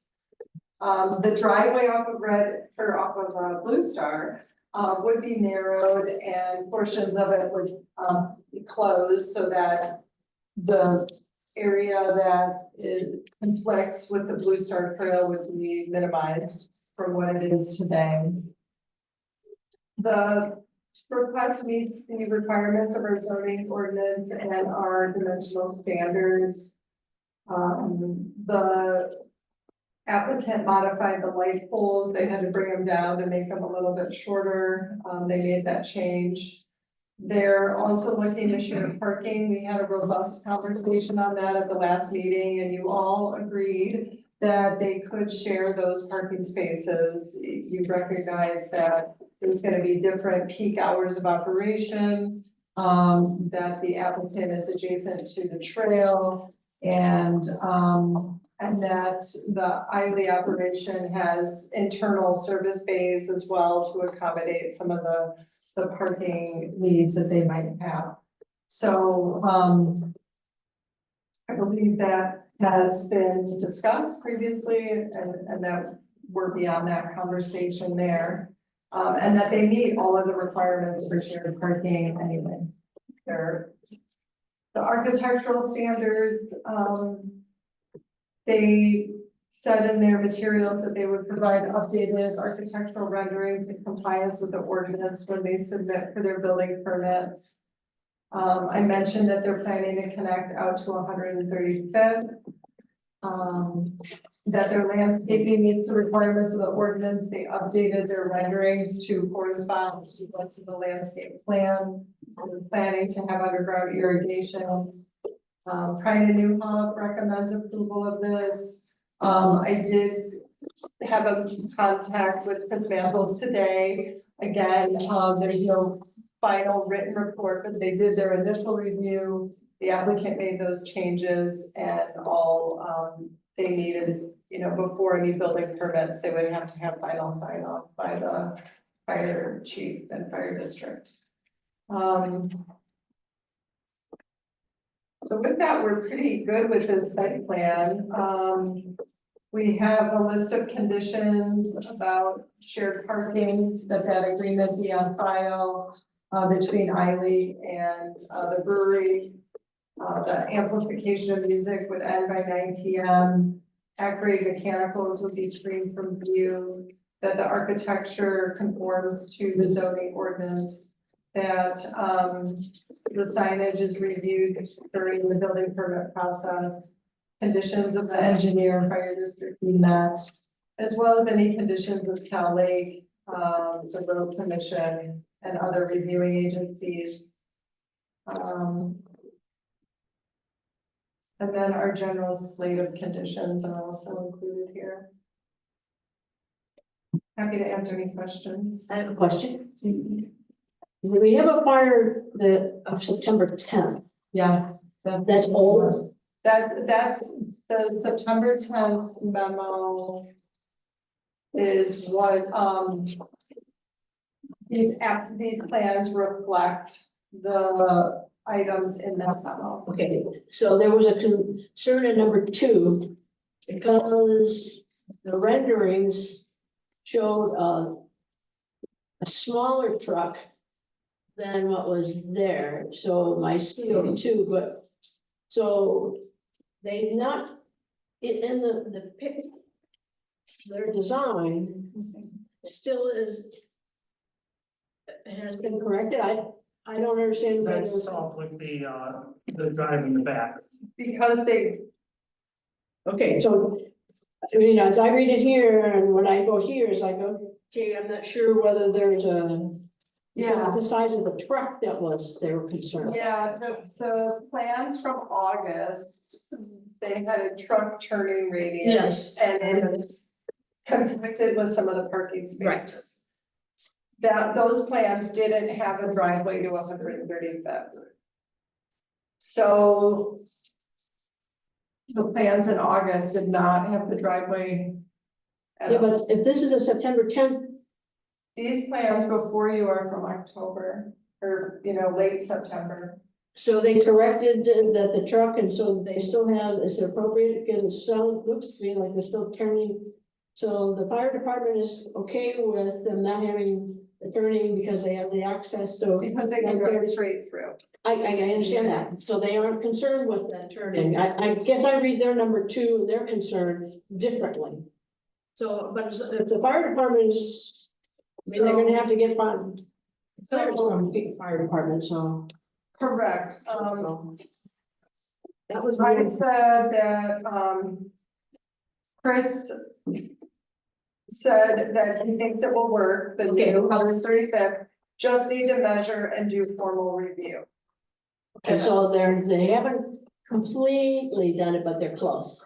Correct, and they believe it would work. This is the solution I think a lot of us had talked about even before they came in to revise this, when the brewery was a separate building.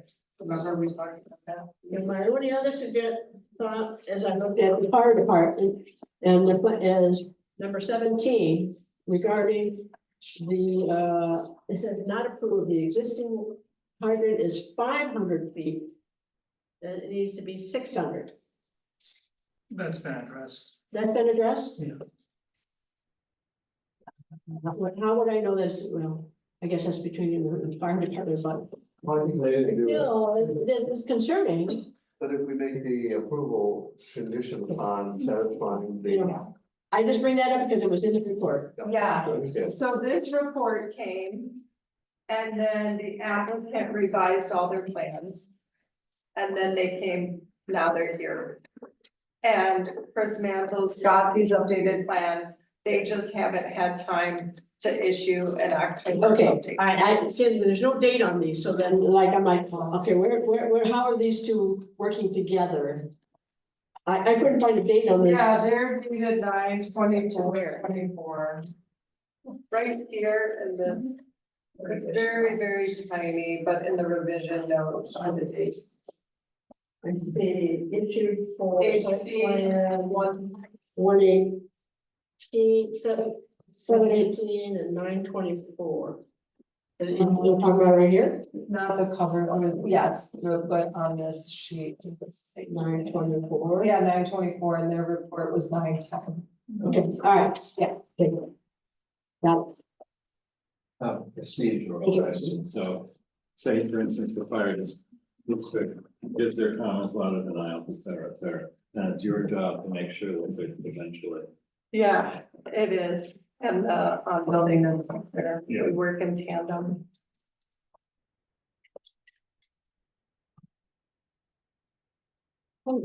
nothing? A motion to approve the site plan. You still have discussion. Well, I was wondering, Dave, would you like to address some of these questions? I can you met with the fire department. You know, if you guys got any engineering? Anything here? Yeah, the letter is in the packet. Okay, it just talks about how everything's noted and addressed. So regarding the fire department. So, and I think that drive to 135th solves a lot of their concerns. So, and I think just overall, I think it's a good plan. And because they have the access to 135th, there's a hydrant over there, which gives them that 400. It's number 17. That's all the other issues. And I think adding the supplemental parking was, on the plan is excellent, because I'd like to think that we might have to use it. Me too. That's a good problem. Every iteration that comes back, it's better and better. But yeah, it's taken a long time, but you know, it's, you know. Well, I like coming here. I think we all like the 137 access. That, and, you know, we certainly don't want the parking on Blue Star, is, we're trying to avoid any parking on Blue Star. Yeah, I know. It also makes it easier for his people just to drive down the street. Right. So Dave, pending our vote and then subsequent pursuit of permitting, is there some kind of time frame calendar you I can knew share? you were gonna ask that. I knew you were gonna ask that specifically. Did I ask that before? Yes, I mean, honestly, I would love for it to be able to open next summer, but you know, realistically, that's probably gonna be tough, just because we got, you know, things got delayed and Yeah. you know, here we are, it's already October, we have to do site work, that's tough to do in the winter time. So we're kind of, Well, it doesn't snow much. yeah, we'll see, what kind of winter we have. Yeah, but I am happy with the new plan. I'm glad that, you know, I would love to be open already, but I think I'd rather do it right.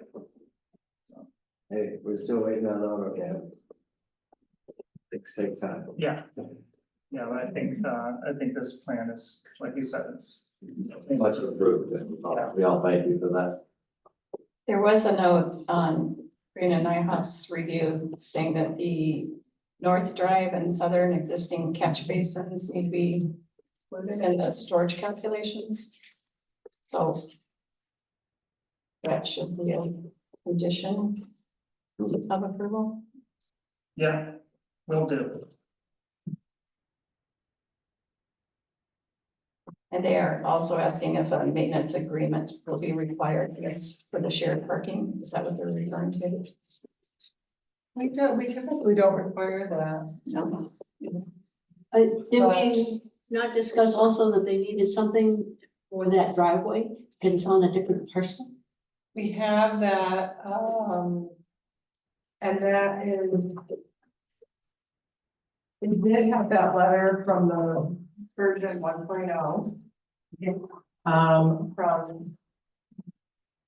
Eileen, Dave's uncle. So we do have that. And we had that in writing.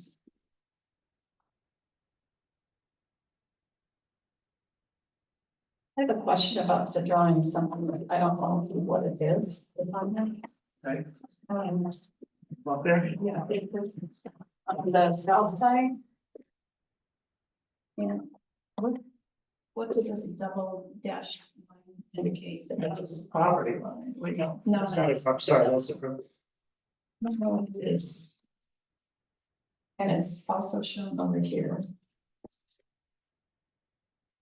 I don't see it called out anymore, so I just. Jump through that, so.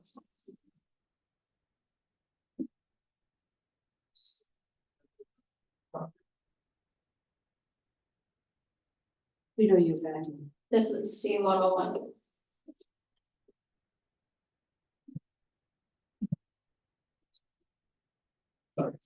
That's really long. Yeah, I get asked. I'm just curious what it is. Okay, right. The line is with the dash. It's, no, she's talking about this one, the double dash. There's an arrow above the 40 foot, it's like.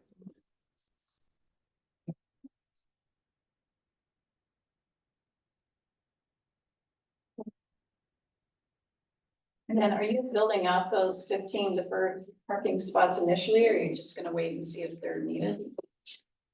Or, Yeah, I think it was sort of a backup plan.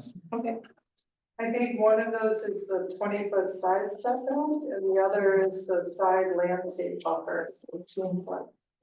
oh, is that what it is? Okay.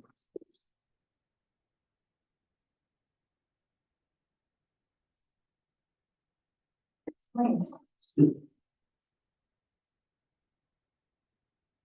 Is there anyone else present that would like to make any comments?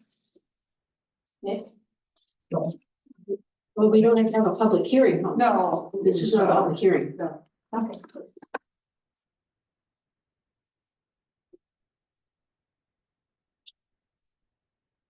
Does anyone else have any more questions?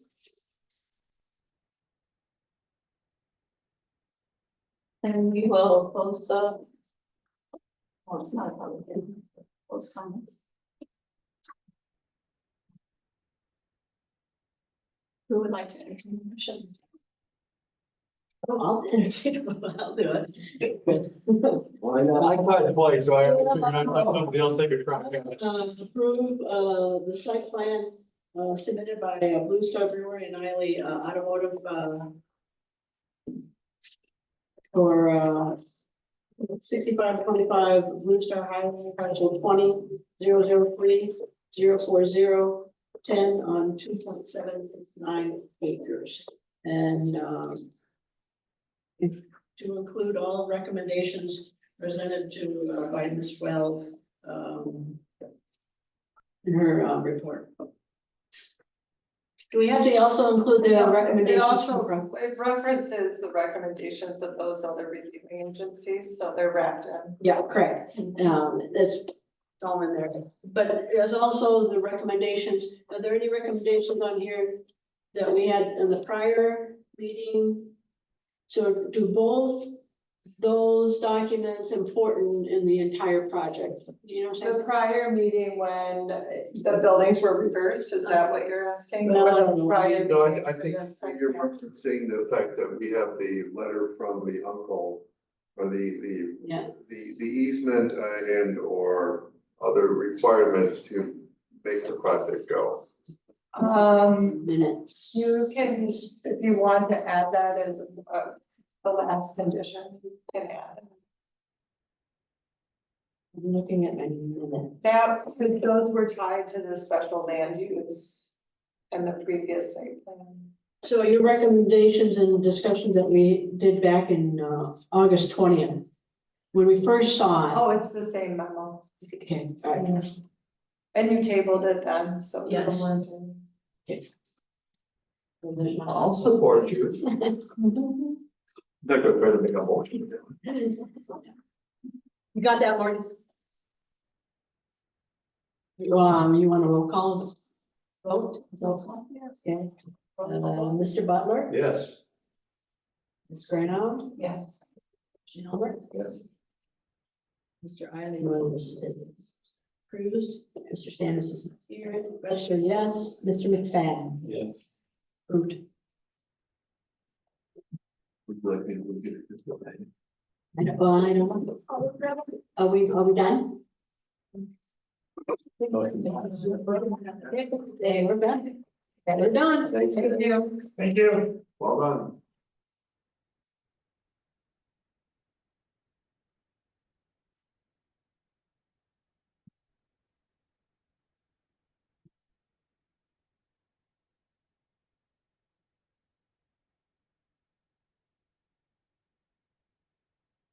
Oh, Morgan's gonna go get Dave. Oh, right. That's why I said, I mean, we'll get them, so we can finish up the communication. Yeah. I thought this would be a longer night. Good night, everyone. Good night. Welcome back to Thank you.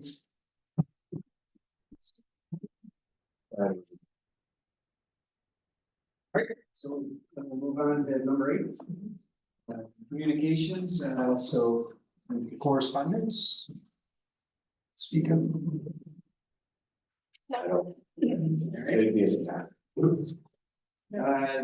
Planning commissioner comments, or do you want to, do you have anything? Are you doing anything like, best buds, what there's going on? Auto camps? No update. They're in their extension period. And no, further communication, I mean, this. No. No update. What are their extensions of? I think we extended them in the August meeting For 6 months? a year. Yeah.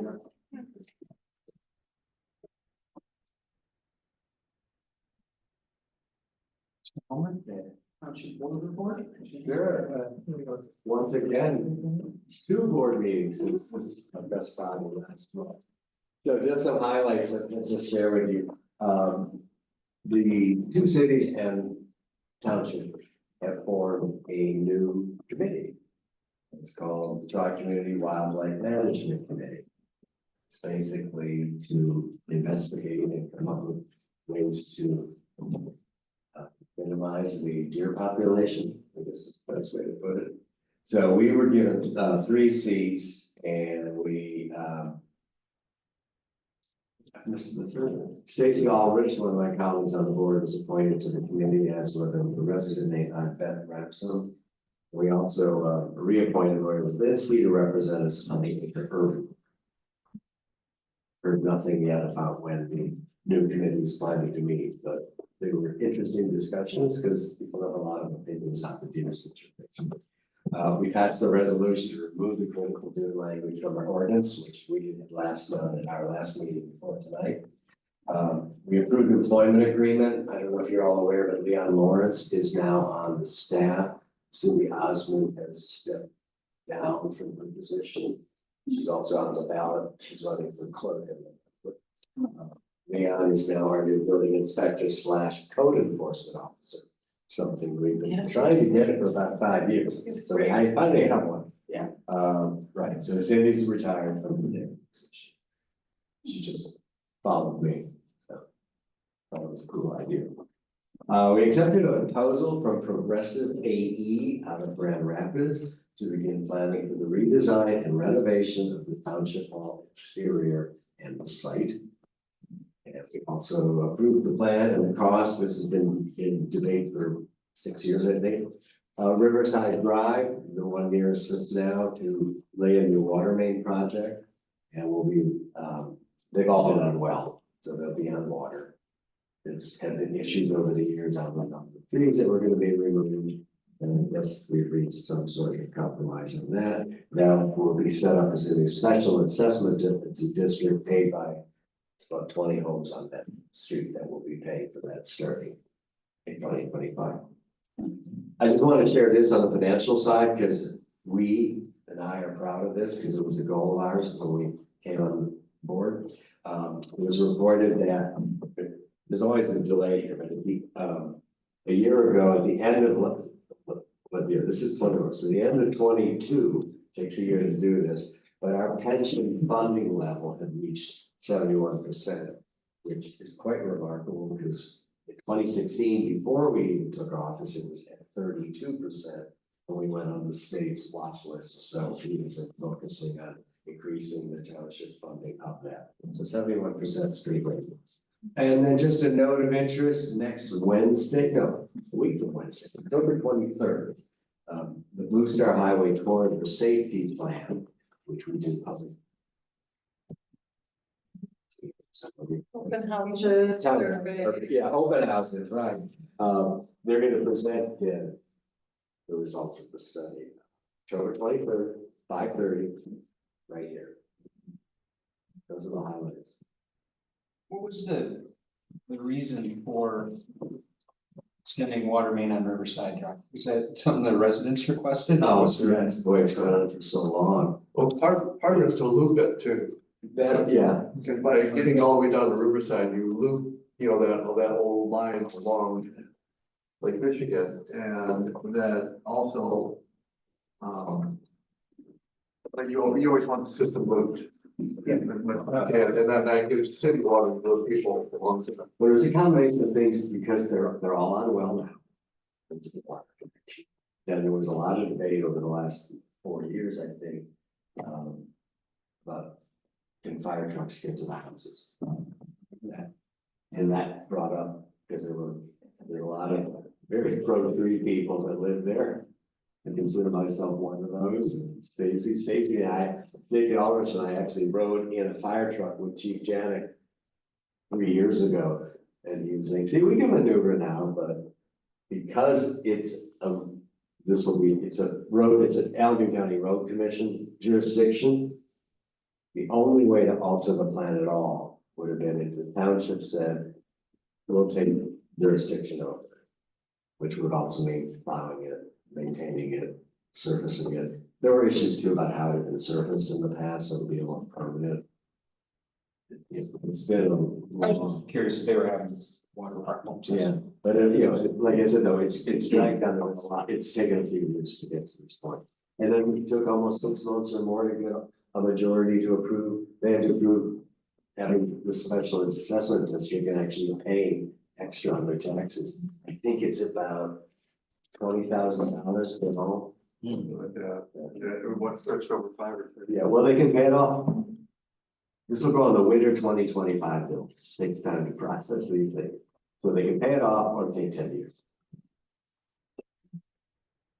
But you can sell in the meantime. Frequently what happens when they sell the property, that's required to close because they just pay to close it.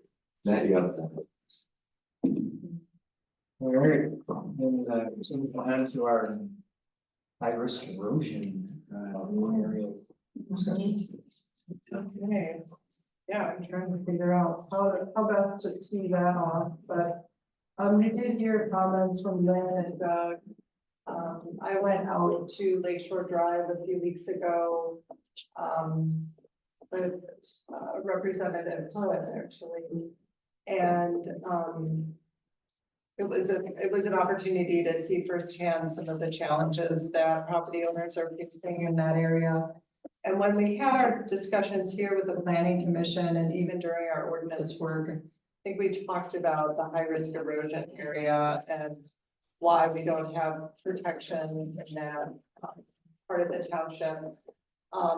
The state of Michigan has a high risk erosion area map. It's online. It includes pretty much all of those parcels that are south of the township border. And what the state requires is a setback from the top of the bluff for, I forget the exact term, but it's almost like, smaller accessory building structures can be 70 feet from the toe of the bluff. And then more permanent structures have to be from the top of the bluff, 130 feet back. Other than that, they do have to have an Eagle permit, but Eagle doesn't regulate anything that doesn't have a roof. So the stairs, walkways, any type of modification of that, the revetments, all of that is some of it is not regulated, most of it is not regulated. And so what is happening is, and we saw it, is that there are some homes being built where they're excavating the dune down 20, 30 feet to have a lower level house, a walkout basement, and a clear unobstructed view. All the trees are coming out. There's a checklist. I can provide you with all of my files on this research, but Eagle has this checklist where it has critical dune on one side and high risk erosion. And all the things that require permitting in a critical dune. It's incredible. I mean, it's wonderful that we're protecting so much of the critical dune, but when you compare it to high risk erosion, hardly anything. Right. Hardly anything. And five or six things, so yeah, you have the checklist there. Yeah. Did I put that in your Yes, packet? yes, you did. Oh, I did put that in your packet. Yes, you did. Thanks for reading it in. So what I wanted to work on was, some amendments that I thought could help some of the situation out on Lake Shore. And I had an original draft, and this resembles that original draft, and I shared it with the township attorney. And originally I was just tying it to the high risk erosion boundary at the state, and he said, why don't you create an overlay? It would probably be easier and have all the standards in one place in the ordinance versus I was amending, you know, the fencing section, and I was amending projections in the yards and amending in different places, and he thought, well, have it all in one place. And so that's what I have here. He has not reviewed this. This is just for discussion, kind of hot off the press. It is a lot to digest, but a couple things I can just point out. I'm intentionally not calling this high risk erosion area overlay. I'm just calling it erosion area overlay. I don't want to confuse it with what the state is doing. So this is above and this is in addition to what the state regulates because And you can do that. Is it different than the critical? We can maybe more restrictive? it is different. Nick did not call out any of these things Okay. as stuff we couldn't do. Okay.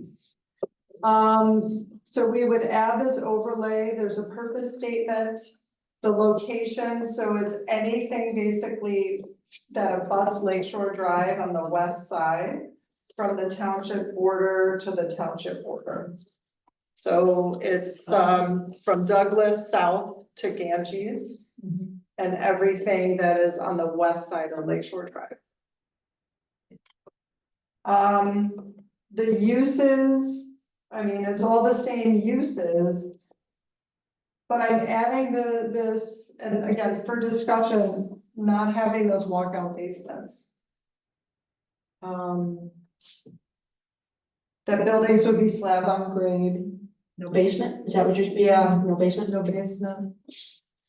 The goal is to not have this unnecessary excavation. Lot coverage, so I'm thinking that we want to limit lot coverage of impervious surfaces.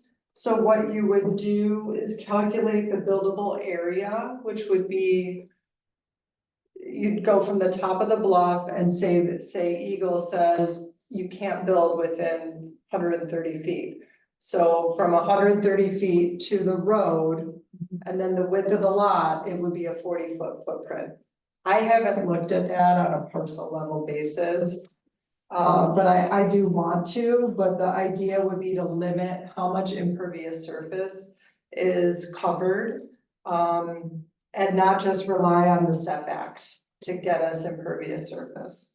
When you're talking about those types of setbacks, I almost feel like up above here where we were talking about the location and then everything west of Lakeshore Drive. I mean, there's a lot of areas where Lakeshore Drive is 20 feet from the top of the bluff. So I'd almost think it'd have to expand from that. Yeah, like it may not even, that may not be enough to build a house. Right, it wouldn't be a buildable lot. Yeah, so that's what the research I need to do still. Yeah, because. Which is okay. If you, well, it is unless it's construed as a taking. Correct. And then, we're liable to the landowner for the cost of that if it's unreasonable. Yeah, they would have to maybe get a variance and say, because my lot is this small, at 40%, I couldn't build a 600 square foot house. But that would be only if I own the lot now. If this goes into effect, then You could still. you would, I would think that a consumer would not buy that lot because I couldn't build on it. Right? Well, That would be the well, thinking. the thinking, I mean, and then, So it's not a taking. and if you make it so hard that it becomes impossible, if I have purchased a lot and I haven't built yet, Correct. That's different than a vacant lot right? that Well, it could be a vacant lot and, is not buildable. but we might make it not buildable. I think that is, I understand the concern and I do wanna share that with Nick and look at our GIS map and see, Seems like you need to do. that. to do some Just to see what that analysis would affect. and see how many it would affect. And there is a relief valve, there is a variance process. Now, there's nothing to say that they would be granted a variance or not, but But then they said they'd have to go through that before they could file their lawsuit. right. So the properties, the houses that Lynn Kirkcaldy was referencing, those are the South Lake Shore Drive. Yes, exactly. And they're out, Because- correct? Because I didn't go by it. 2 are up, 1 isn't. And what was, if you can say, because she said it, I didn't catch the name of the property owner, the neighbor that. I can find that out. Where's the other one But a being? lot of, well, let me finish, because a lot of those properties, the land west of Lake Shore Drive belong to the homeowner on the east side. Yeah. They're Yeah. the beach access. Yeah. I'd be curious how many empty buildable properties are still there. I know, So if you look at the map, there are, I think it's the south of the washout. Yes. A lot of Oh, these yeah. parcels are very deep and long and quite bigger than some. Yes, to your point, some are very small and probably do really, yeah, you can't tell from here if that property belongs to Yeah. that person Yeah. here. but it's. It's mostly, those units are it's quite a bit mostly bigger. nearest to M89. Yeah, yeah, So that would be a second house on the same. Or Nico Leo's. someone could do that, but we You wouldn't. just can't put a Boy Scouts there. Yeah. So, So then, okay, go on. let me just keep going. So the idea of lot coverage. 40 may or may not be the right number, but the idea is that we want to limit impervious surface on those lots. And a lot of times lot coverage says just the building, it doesn't include pavement, driveways, decks, patios. Here, we're saying that it includes all of those things. For site development, you heard the comment that we allow fences and walls up to that 70-foot line. And here we're saying no fences and walls. Now, again, maybe that needs a little bit of consideration because snow fences are important for restoring the dune. So I probably need to have a little bit more meat on this and allow some of the fencing that is purposeful for dune restoration. But the idea is we wouldn't want someone digging out a foundation for a wall or having these fences which do block some of the views in the waterfront yard. And the waterfront yard is from the front building wall facing the water to the water's edge. Driveways. Here, we're saying that they're located entirely outside of the required side yard setbacks. Because right now you could build a driveway to, I believe it has to be set back 5 feet. So, there's excavation involved. It can put pressure on the adjoining property, so we're saying that the setbacks need to be met for even driveways. And then I was reading the best practice at the state for pervious surfaces. They say in high risk erosion, no asphalt, and their recommendation is permeable surfaces to encourage runoff and infiltration.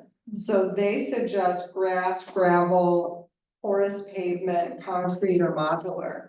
So that's what we're showing here. What is porous asphalt? I think you can- it has gaps and holes in it that the water just comes right through it versus sheeting. Must be a pretty fat thing. Yeah. I think you have to vacuum. It may not be the best here for someone. Right now, our ordinance allows you to project chimneys and window bays and stairways into side yards. And so here in the high risk erosion, we would limit that again because of the sensitivity of the sand. Pools, saying no pools in this overlay. Same basement. Yeah. Underground irrigation, no underground irrigation either, because again, that's more digging and. Beach grass or other suitable vegetation material utilized for ground cover versus turf. Yeah, this is language from the state, in their best practices. The next one is prohibiting excavation, earth moving, or land contouring. And saying that it's prohibited except within 10 feet of the building footprint. And only for the purpose of building, for building or a structure.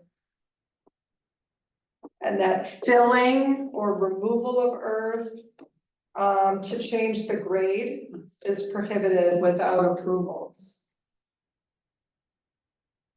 Natural water courses should be maintained.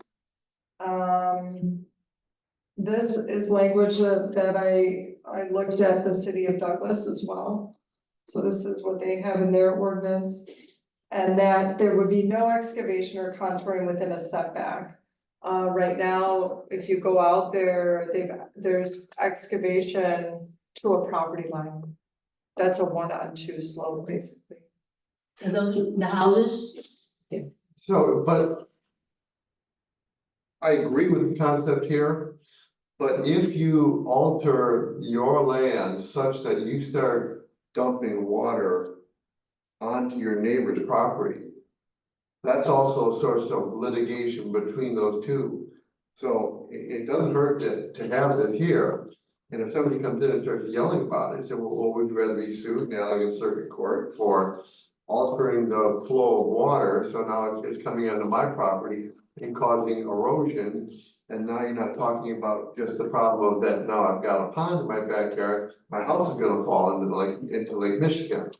So I mean, it makes a great deal of sense when you, because people are gonna come in and complain and you're gonna be the one who gets it. Yeah. But maybe talk to Nick about that. You know, Okay. Just make sure you have that piece, because when they say, well, I can do what I want with my lot. Well, no, and we couldn't anyway. And then the next one is that if there is, say, this modification or excavation around that perimeter, that the slope would be stabilized and the slope would not be less than a 1-on-6.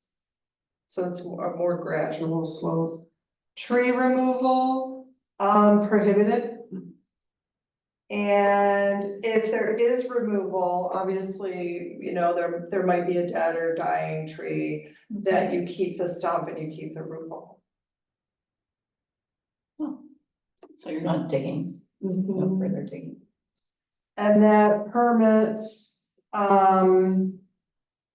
obviously all construction activity requires a permit. Just so you know, after I went out and did the site visit, I came back in the office and in our permitting software, we have a ticker that goes across the top of any parcel that's in high risk erosion right now. So there's already a flag. We talked about, since Leon is new, I typically don't review the house permits. But we talked about for anything in high risk erosion or critical dune, let's have 2 eyes on it, just to make sure, you know, until we're better equipped. And we also talked about him getting him an iPad that can connect to our permitting software, so when he's out on these sites, he can pull up the permits and any record and correspondence while he's out there. So that was ordered kind of right away after that, so. So that's kind of the idea with the high risk erosion, but I do encourage you to look at it. Of course, Nick needs to review it. And then there's other zoning amendments that have come up, some related to this, some that aren't. One of them is adding a tree protection zone on Lakeshore Drive. I mean, we're already covering the west side with the overlay, but the east side is not even listed in our tree protection area. Okay, so adding that, the next one, adding a definition of the overlay and what it means. The next one in R3, which is a lot of this area, our setbacks changed in our new ordinance. The setbacks used to be 25, a total of 25 feet, with one side not being less than 10. So what happened when we did the new ordinance, we went to 10. I think here we want to go back to 15. Number 4 on this other one is just a reference thing. Number 5. This was an interesting one. During a site visit to the Tails and Trails, we came across a lot that someone is taking some trees down, dumping concrete. He stopped. Building a pond, removing some soil, and saying, well, in this mineral extraction, as long as I'm not 5 acres in area and my weekly average is not more than 15 yards a day, I can do this. And I thought, ooh, I don't know that that was our intent. So that's that. Food trucks, we've had some people ask about food trucks, and we handle them as a temporary land use. However, we don't have a definition of temporary for what that means with food trucks. So here we're saying 90 days, maybe it needs to be 120. I don't know, it's just a suggestion, so think about that a little bit. Also saying that generators, often food trucks have generators. I think we want to make sure that they're turned off at either 9 or 10 p.m. and that the generator itself is away from the property line. So you don't want to, neighbors really probably don't want to hear the generators. Do you want to have have that that? rule for houses? Actually, don't. Because that's a big problem, I think, when the generators go off. Yeah. Do we want to add a decibel level for allowed the generator? You can buy a very quiet generator. Let me check if we have a noise ordinance and reference that. If we don't, then I'll put something in here. Yes. Are we gonna Sounds like measure we're that? not allowing major. Well, I mean, Noise. Measure that? well, yeah, a lot, but a lawnmower, you could, it might be 1 week, you're talking about a generator.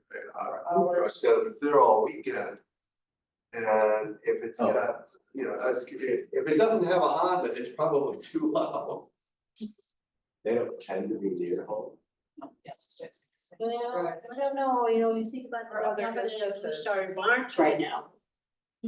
They're bringing in food trucks, that's pretty close to residential. Yes, it is.